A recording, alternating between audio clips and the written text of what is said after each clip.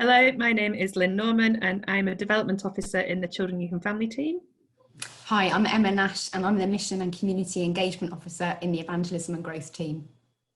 And we're here this evening to just talk briefly with you about mission planning and 3Generate365 and where we see those two things connecting. So to begin with, Emma, do you want to just tell us a little bit about the work you've been doing around mission planning?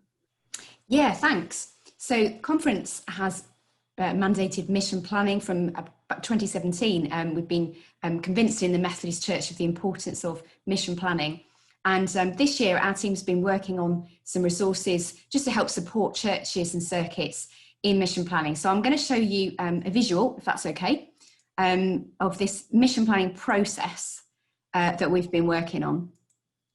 And the idea is really to just make it really simple and clear for churches and circuits to follow. So this is what we think makes a good mission plan. These are the steps that we would suggest that churches and circuits follow. So decide on a process, who you're going to talk to, how you're going to do that. Do a community audit, find out what the needs of your community are.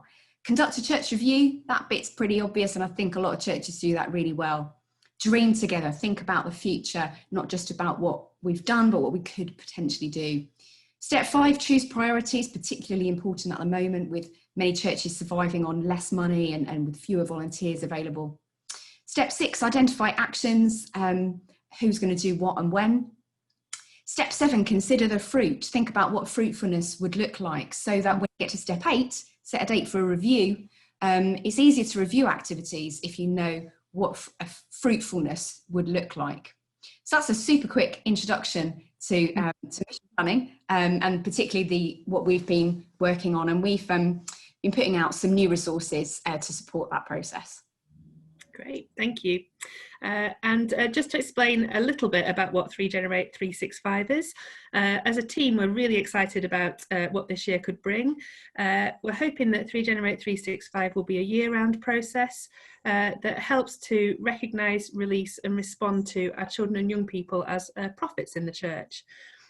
We want to take local groups on a journey this year, working with district ambassadors and local group leaders. And through that journey, we hope to look at how we can create space to be and reconnect with one another after what has been an unusual year.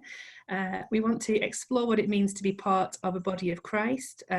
That might be in the local church or it might be on a global level. We want to explore what prayer is, and particularly how we listen to and hear from God, and how during prayer we should be expecting to hear from God. And then we might look a little bit at covenant and what it might mean to make a promise or to commit to an action in response to what you've heard from God. And then finally, we'll be looking at exploring calling and vocation and how you might discern what is truly from God. So that's the journey we want to go on this year. We're really excited, and at the moment we're still working at the time of recording on getting all our resources up online, ready for our launch week. So hopefully there'll be loads of tools up there to help equip and support local workers as they take their young people on that journey. Sounds great, Lynn. It sounds like you've done a heck of a lot of work since the start of lockdown, and realising that sadly, you know, the in-person 3Gen, you know, the conference, the residential couldn't happen this year. Yeah. Really interesting connections with mission planning, actually. Mm-hmm. The language is different, but I think kind of the heart of what we're seeking to do is quite similar. Mm-hmm. I mean, just really obviously, it kind of makes me think, wow, our young people are going to be going through this incredible journey this year. I really want churches and circuits to be thinking about how to include them in this mission planning process. Mm-hmm. Yeah, definitely. Yeah, and also hopefully the things that the children and young people are exploring and doing aren't just applicable to young people. So it'd be great if you know, older members of church congregations were also thinking about prayer and whether they expect to hear from God when they're praying, and what that might mean for what they're being called to commit to.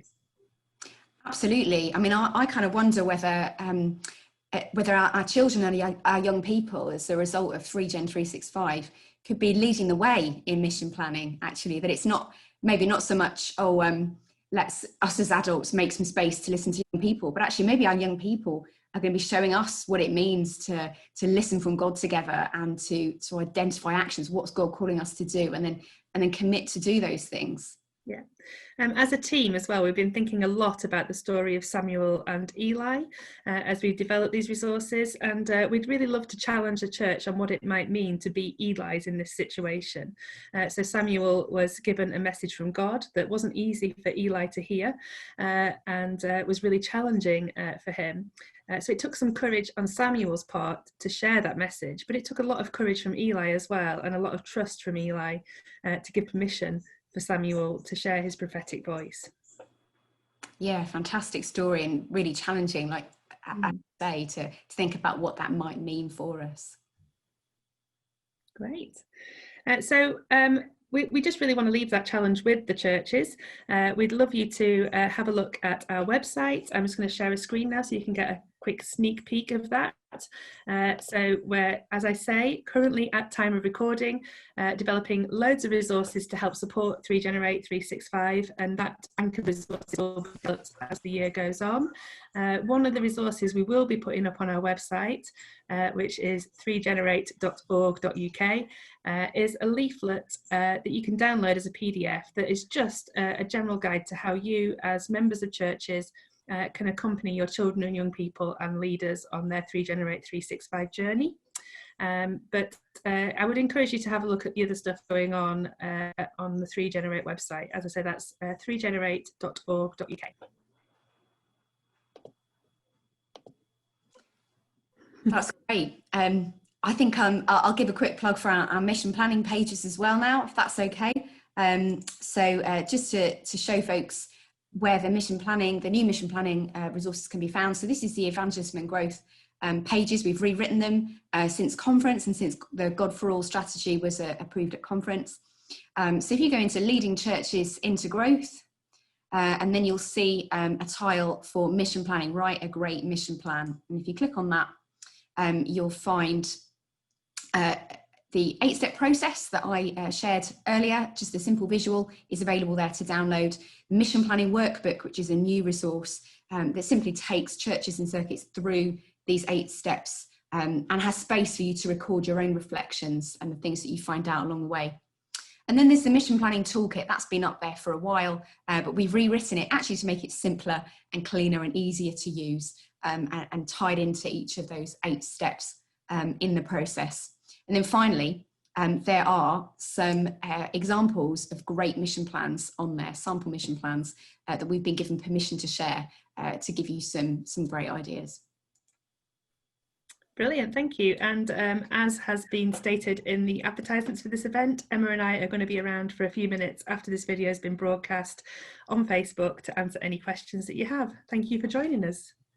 Thank you.